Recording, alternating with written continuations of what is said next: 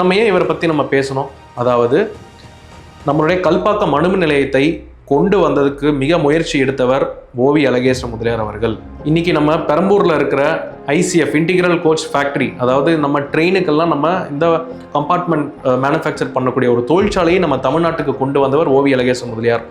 இந்த ஐசிஎஃப் ஃபேக்ட்ரியில் தான் இந்தியாவிலே முதல்ல ஏசி கோச்சஸையும் எலக்ட்ரிக் கம்பார்ட்மெண்ட்டையும் கொண்டு வந்து மேனுஃபேக்சர் பண்ணிக்கிட்டு இருக்கிறாங்க.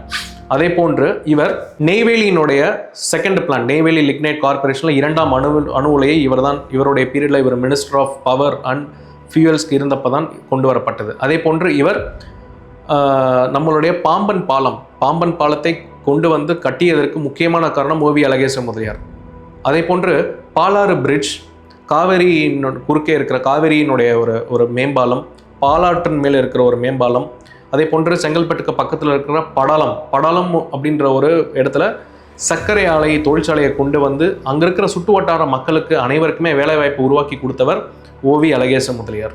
இவர் இந்த சாதனை மட்டும் பண்ணது இல்லாமல் இன்னைக்கு இவர் பெட்ரோலியம் துறை அமைச்சராக இருந்தப்போ நம்ம மெட்ராஸில் இருக்கிற மணலியில் தான் இந்த பெட்ரோலியம் ரிஃபைனரிஸ் அதை கொண்டு வந்து இங்கே நம்ம பெட்ரோலியம் சுத்திகரித்து நம்ம தமிழ்நாட்டுக்கு பயன்பாட்டுக்கு நம்ம பயன்படுத்திக்கிறோம்.